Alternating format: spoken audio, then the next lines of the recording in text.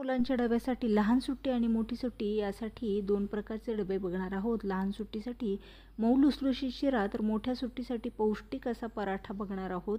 नमस्कार, मराठी कट्टा किचनमध्ये आपलं हार्दिक स्वागत आहे. एका कढईमध्ये 2 टेबलस्पून इतकं तूप घेतलेलं आहे. यामध्ये थोडेसे ड्रायफ्रूट घालून ते ब्राऊन होईपर्यंत परतून घेतलेले आहेत.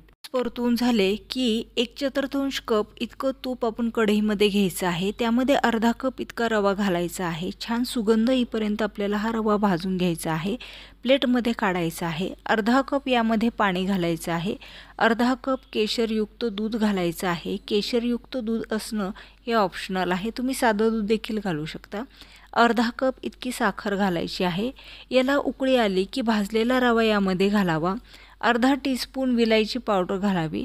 तळलेले ड्रायफ्रूट्स घालावे आणि 5 मिनिट वाफ घ्यावी. डब्याला लुसलुशीत असा शिरा रेडी आहे. आता मधल्या सुट्टीपर्यंत तसाच मऊ लुसलुशीत राहणारा हा फ्लॉवरचा पराठा म्हणजेच गोबी पराठा आपण बघणार आहोत.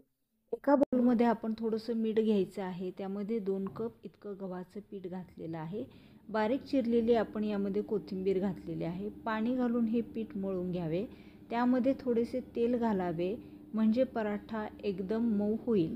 एक ओला कपडा घालून याला झाकून ठेवावे, नाहीतर आपला पराठा वातळ होईल. पीठ आपल्याला एकदम व्यवस्थित भिजून घ्यायचं आहे.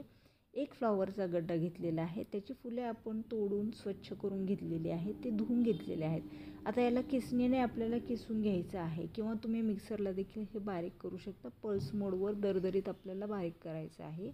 आणि नंतर एका पॅनमध्ये तेल घालायचं आहे. त्यामध्ये आलं लसणाची पेस्ट 1 चमचा, हळद अर्धा चमचा, तिखट चवीनुसार मी इथे 1 चमचा घातलेला आहे, आमचूर पावडर अर्धा चमचा, गरम मसाला 1 चमचा, लाल तिखट अर्धा चमचा, 1 कप किसलेला हा फ्लॉवर आणि चवीनुसार मीठ घालायचं आहे. झाकणी घालून मंद आचेवर याला वाफवायचं आहे. एक लहान पिठाचा गोळा आपल्याला घ्यायचा आहे आणि त्यामध्ये हे गोबीचं सारण भरायचं आहे. पराठ्यासाठी पुरणपोळीप्रमाणे या पद्धतीने आपण ही गोळी तयार करून घ्यायची आहे आणि मधल्या बाजूने हा पराठा स्टफ करून घेतलेला आहे गोबीच्या सारणाने आणि सर्व कडा आपण एकत्र जुळून या पद्धतीने याला राऊंड करून घेतलेला आहे.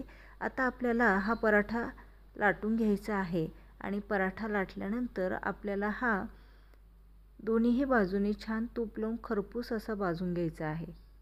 तुम्ही हा पराठा ट्राय करून पहा. कसलीही भाजी न खाणारे मुलं देखील अगदी आवडीने हा पराठा खाऊन येतील. याला तुम्ही चटपटी दह्याबरोबर सर्व करायचं आहे. तूप लावल्यामुळे हा दीर्घकाळापर्यंत मऊ लुसलुशीत असा राहील आणि नक्की ट्राय करून पहा. लाईक, शेअर आणि सबस्क्राईब करायला विसरू नका. मराठी कट्टा किचन.